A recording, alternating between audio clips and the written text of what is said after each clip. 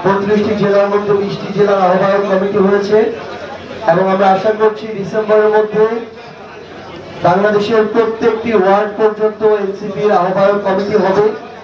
আমরা মনে করি আগামী নির্বাচনে শক্তিশালী অবস্থান ধরে রেখে সংসদে জনগণের প্রতিনিধিত্ব করার জন্য এনসিপির সাংগঠনিক ভিত্তিকে শক্তিশালী করা অনেক বেশি গুরুত্বপূর্ণ।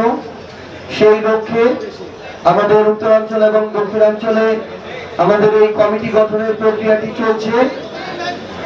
বিগত সময়ে বাংলাদেশের গতানুগতিক রাজনৈতিক দলগুলো তাদের পুরনো কালচারে মাঠ পর্যায়ে যেভাবে ইকুয়েশন হিসাব করত, যেভাবে মানুষ আগে দলের নাম দেখে মার্কা দেখে ভোট দিয়ে আসত, এখন বর্তমানে মাঠের সেই অবস্থা আর নেই।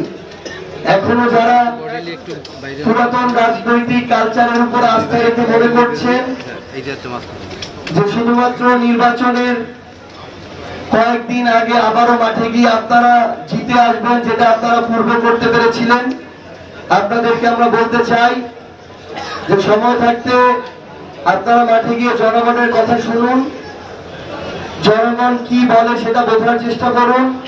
কারণ আপনাদের অনেক স্থানীয় পর্যায়ের নেতা কর্মী হয়তো কোনো একটা জেলার 5 জন 10 জন মিলে এমন কিছু কার্যক্রম সাধারণ মানুষকে হয়রানি ভোগান্তি শুরু করেছে যে শত শত মানুষের জীবন অতিষ্ঠ হয়ে উঠছে। এগুলোকে পাশ কাটিয়ে আগামীর বাংলাদেশে নির্বাচনের কয়েকদিন আগে মাঠে গিয়ে ভোট পেয়ে জিতে আসার কোনো সম্ভাবনা নেই।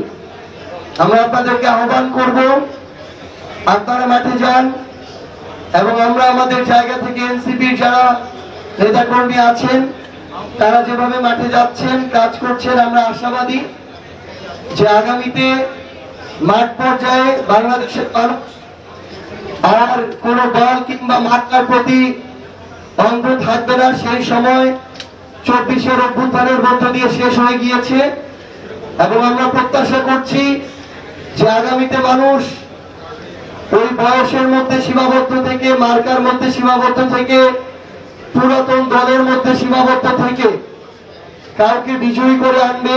এই সময় শেষ হয়ে এসেছে। আমরা মনে করি যে মানুষ এখন আর কে কত বড় পরিবারের ছিল, কার রাজনৈতিক ব্যাকগ্রাউন্ড কত বড় ছিল, এগুলোর দিকে না তাকিয়ে জনমুখী যারা নেতৃত্ব রয়েছেন তারা তরুণ প্রজন্মের প্রতিনিধি হলেও তাদেরকে সামনে রেখে, তাদের উপরে আস্থা রেখে ব্যালট বিপ্লবের মধ্য দিয়ে আগামী সংসদে পাঠাবেন। সেই লক্ষ্যেই আমরা জাতীয় নাগরিক পার্টি এনসিপি কাজ করে যাচ্ছি।